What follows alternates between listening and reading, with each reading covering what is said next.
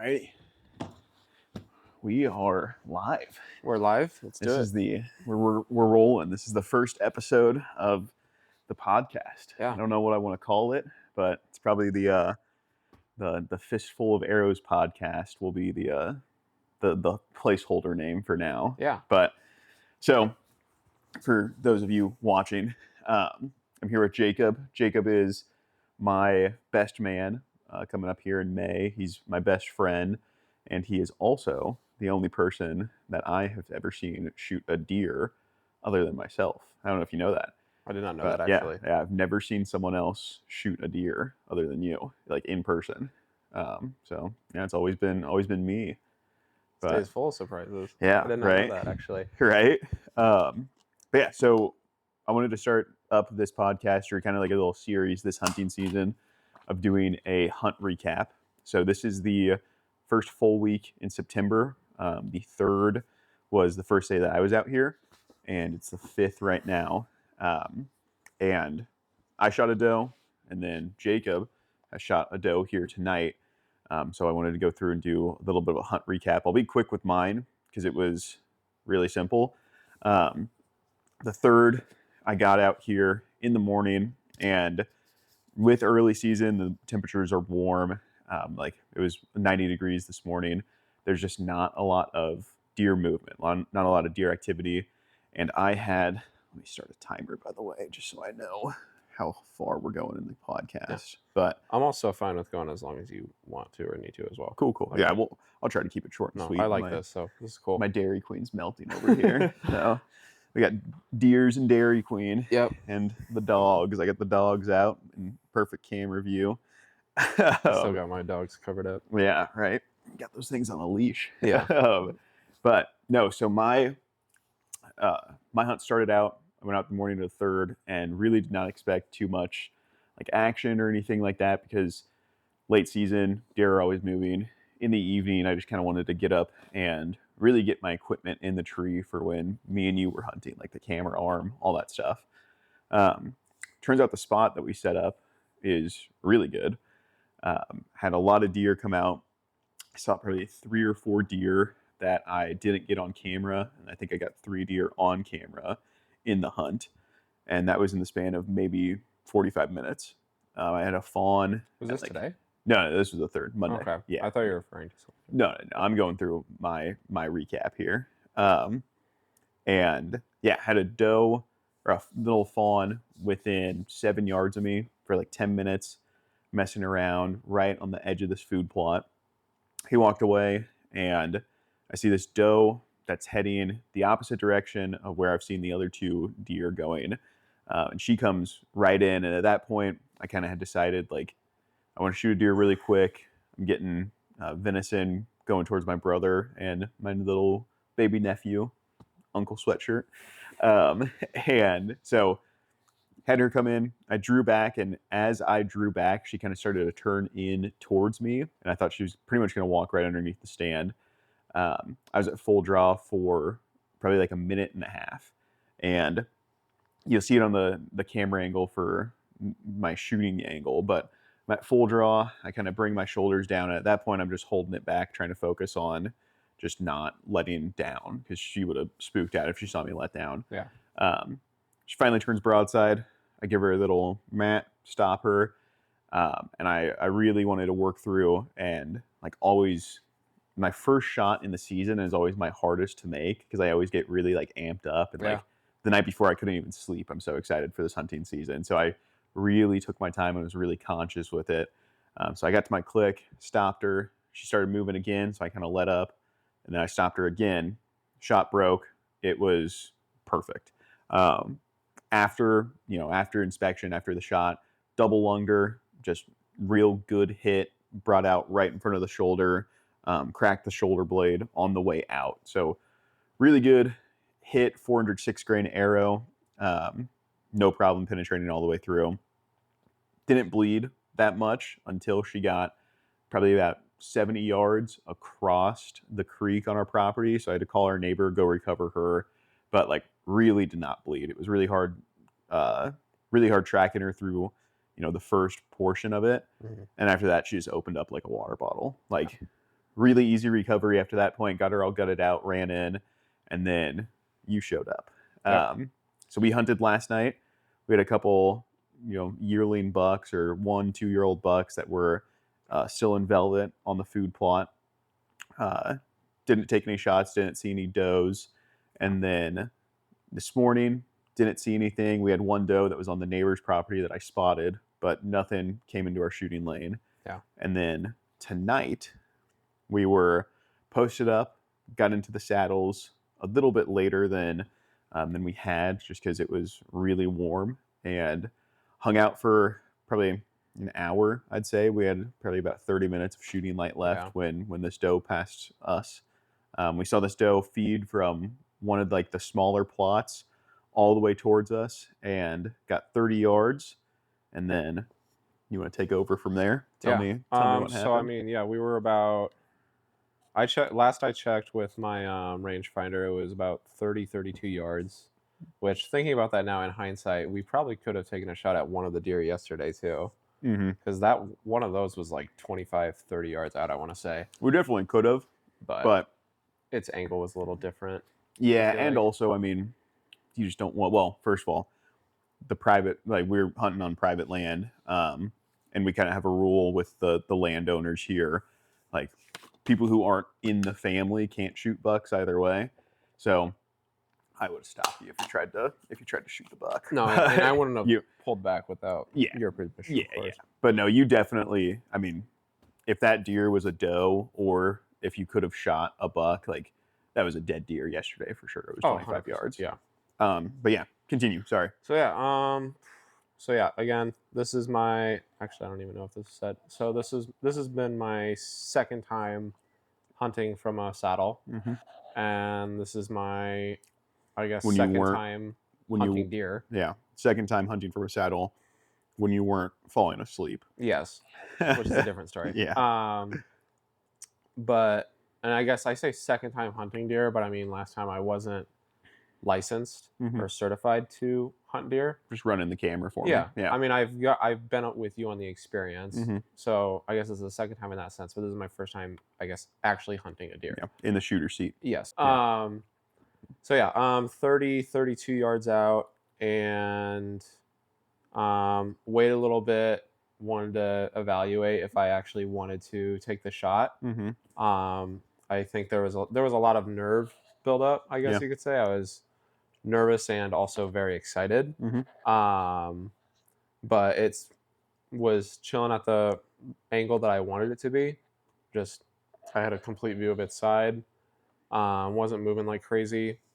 30 yards out to me seemed like a bit much for a first shot. But it was also, again, I don't know if I'm just overthinking that. Yeah.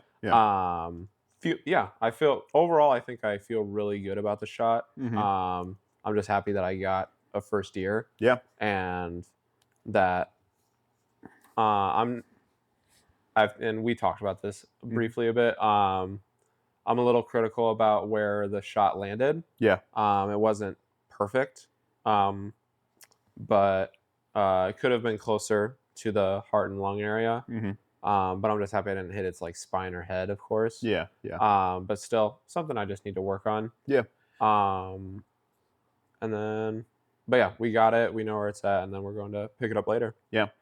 So I guess for a little context, it was, like you said, a little bit further back, and it ran off, but like it was instantly one of those gut shots. And like if the people watching have seen a gut shot or have gut shot a deer before, there's a difference between like a gut shot that passes through and scares the deer off, and that deer is going to survive for a while, and a gut shot that hits the guts but also hits some other important stuff that's in that area. Because as soon as you hit that deer, it ran maybe 20 yards, and then I didn't see it move at all. It started to limp, got down into this little creek bed, and bedded down 30 yards from where it was shot. So like that's what gives me the confidence that it's a dead deer. Because there's arteries that run kind of along the area that you hit it at. You're shooting a fixed blade, 3-blade, and I think your arrow weight is somewhere around like 430 to 440. I build or I help build and kind of You am built the it. yeah, I'm the Splinter to Jacob's Ninja Turtles. So I remember all of that stuff. That's my Rain Man capabilities. But still, straight pass through, really good like arrow performance. But it seemed like it hit kind of in that artery area in the guts as well.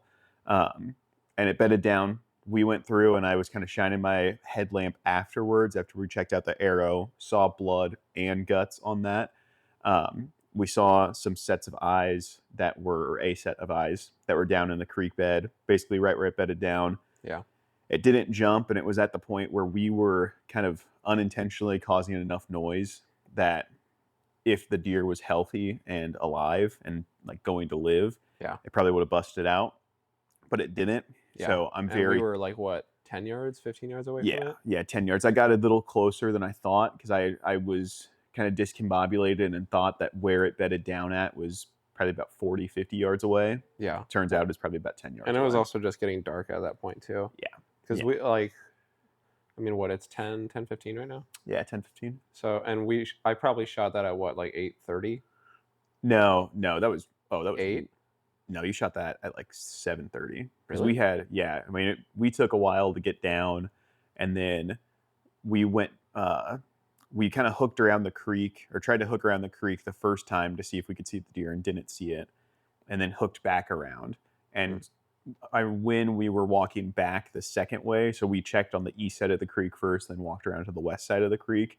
As we were walking to the west side of that creek bed, my alarm for legal shooting light went off. So you probably Which was shoot 9 that. o'clock, right? No, 8:12. Yeah. I thought, well, we I don't- left the area at around 9, right? Yeah, I mean around there, but Okay. yeah. So I mean we got back here around like 8 or around like 9:10. Okay. So yeah, I don't know what time you're running off of, brother. I thought I shot it around like 8, and then 8 or 8:30, and then we just checked around for like another 30 minutes to an hour. Yeah. No, I mean regardless, I was wrong. Yeah, no, the time frame of it, like we shot it, we gave it time, and we're still giving it time here. But I'm pretty fully confident that it's a dead deer. It's just a matter of not wanting it to bust out of its bed and not being able to trail it, because it didn't really leave a whole lot of blood when we shot it, just because it was kind of in that guts area. But I'm not too worried about it. So kind of going back into the shot, you said a pretty interesting thing to me when we were up in the tree that I kind of remembered that I was going to be filming the pod here after this, or the hunt recap, and I wanted to talk about it here. So you said when you made the shot, like you weren't really nervous, or you didn't really have a whole lot of like anxiety as you were shooting it, but then afterwards it kind of set in and you were thinking about it, you were worried about the shot. And you said in the moment to me that you weren't really thinking, or like you don't even remember the shot very much. Like did you kind of, because a lot of people, I'll say this, a lot of people, when they have like a high stress shot, or like a not target panic moment, but when they kind of rush through a shot, on the lesser side of that, people will just kind of go on autopilot and make the shot break and just go through and go through their process.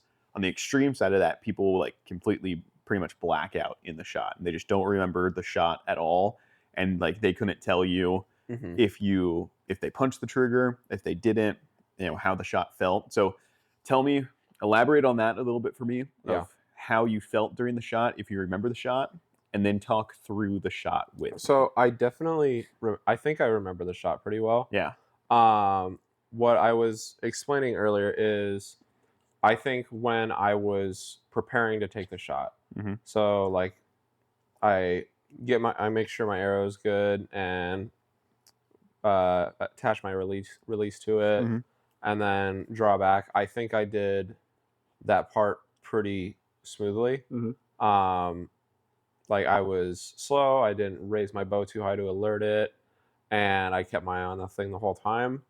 I think though that out of fear of it turning and not being able to see it from a side angle, more like diagonal or just straight ahead, that I would hit it in the wrong spot. Yeah, being kind of quartered towards you instead of broadside like it was when you shot. Because it was still like walking slowly to the left of me, and I was worried that it was going to change directions of which it was facing. I didn't want to hit it in a bad spot, which is, I think, the reason why I kind of jumped it a little bit. Yeah. And also, Josh, you brought up to me that in the video, it seems that my right hand is gripping the bow a little weird, Yeah. which I think that could have also been a nerve thing. Mm-hmm. When I made the shot, I felt, again, I felt really good about it because I know I hit it, and I know I hit it around like its area, but I also felt a little off about it. Yeah. And I don't know if you're going to show them the video. I think the video. So this is going to come out before the actual hunt. Okay. So this will probably come out at the time of filming this next Monday. Okay. Since we probably aren't going to. So they will see me shooting. No, they'll see this. They will. The hunt will come out probably down the road in like November. Okay. Yeah. But they won't see me shooting the deer. No. Okay. Yeah. Well, not yet. Not yet. Yeah. If you guys do ever see it, my reaction at the end of the video was I was like super shocked, which I was like, it all just hit me right when I shot it, and felt good because I hit it in like its body, I guess you could say. Yeah. And I know I didn't hit it like in its leg or spine or head or even miss. Yeah. I would say you made or the way that I would put it. I think it's at 2 inches again. Yeah. Yeah. The way that I would put it that you're saying is that you made a lethal hit on a deer. You didn't wound it or miss it. It's just a matter of it being a little bit of a prolonged lethal hit. Yes. Yeah. Which is why I was a little upset about it. Yeah. Yeah. Happy that I hit it. Happy that I didn't completely mess up my first deer. Yeah. But critical and a little annoyed that irritated that I didn't do it completely accurately. Yeah. Which I know it's my first deer. That'll come in time. But still, it's just like bobbing in the back of my head. Yeah. But yeah, hit it. Like I felt completely fine when preparing for the shot. That's like good. I wasn't like, holy crap. Like I wasn't like freaking out or anything like that. Like I felt pretty collected. And then once I took the shot, it was just like, what just happened? Yeah. Like it was the shock hit. Yeah. Like it was like that scene in Oppenheimer where it's like they're all stomping. I'm just kidding. I don't know if that's the best comparison, but no, it was a very unique experience, I would say. Yeah. Tons of mixed things, but I'm excited. I think my goal is to just next time I hit a deer, hit it where I need to hit it. Yeah. And whether that's sighting in my bow correctly or just practicing that shot and that time under tension, I guess you could say, with just holding the bow back and just controlling myself. I think it's a bit of that. Yeah. So yeah, that's good. And it's definitely, it's of your nature. And I think it's a good thing that you see like in a competitive environment or people who just like are competitive and want to improve, that when something happens that they aren't like completely successful at, you like, it doesn't discourage you, it encourages you to improve. You know, it has that like kind of perfectionist mentality. So yeah, that's good. It's definitely like, even though I'm like didn't hit it exactly where I wanted to, it's not going to stop me from wanting to go back out and like, I love this is great. Yeah. But you want to do it again? I just want to do it better next time. Yeah, that's it. Yeah, that's awesome. Yeah, so we have this hunt, and we have a couple more probably whitetail sits that we'll do throughout September, and then October wise for like the hunt schedule for the people listening, we have a mule deer hunt that we're probably going to be going on either in like the last week of September, first week of October, a little dry run that we have to do to kind of get prepped and get everything firing on all cylinders for a pretty big hunt. Where will that be again? I don't want to say on the video because I don't want to spot burn, but I'll bleep it out. It's going to be, or we'll be up in. Okay. So, yeah. If anybody can read lips, I'll cover up my lips on that one as well. Just put like a big black like rectangle right there or something. Pause.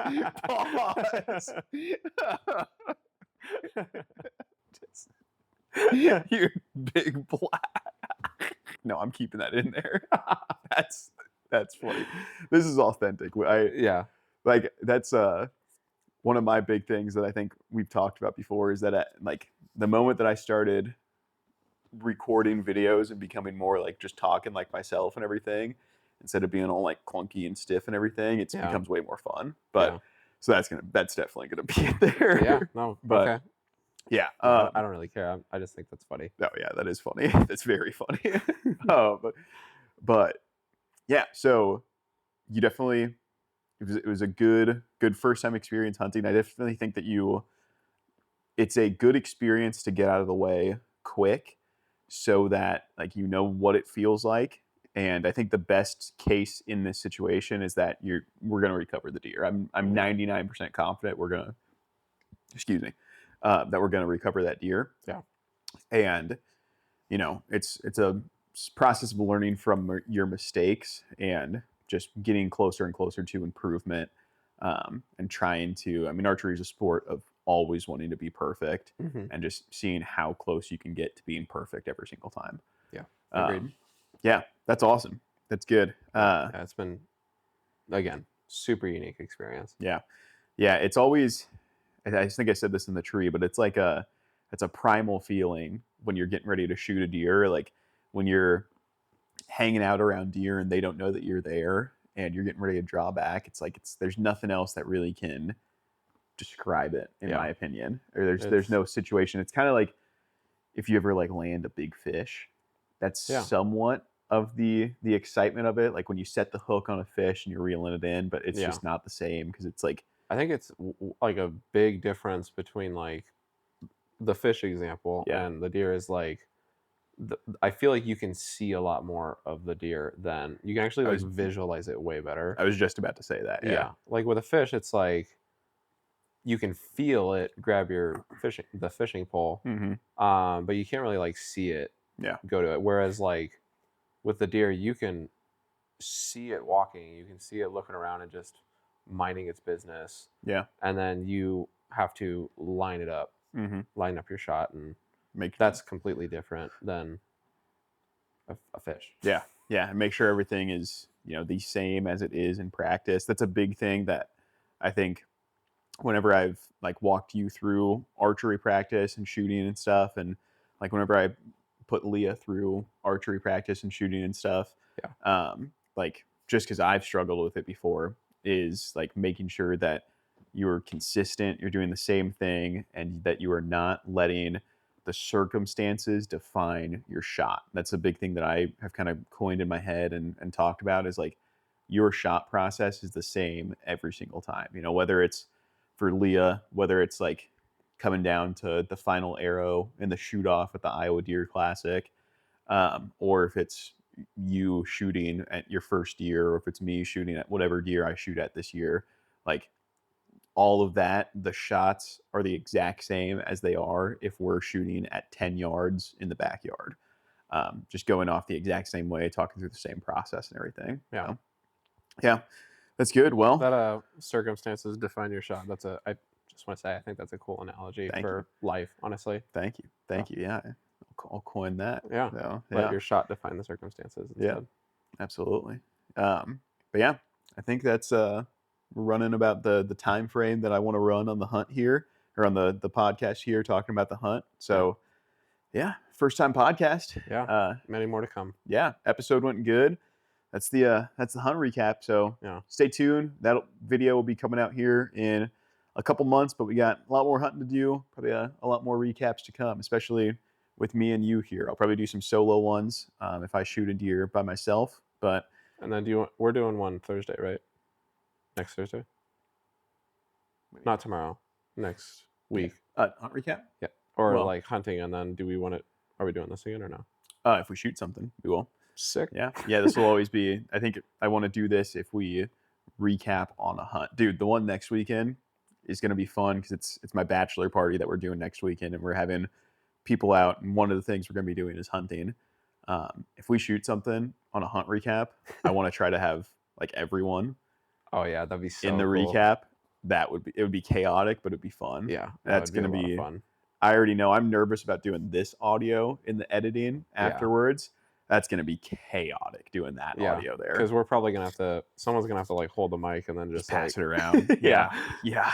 So yeah, well, that's the recap. That's the podcast. Thank you guys for watching. If you guys liked it, go ahead, like the video, subscribe to the channel. I love when you guys leave comments down below. Let us know what you want to see more of, and we'll catch you guys in the next one.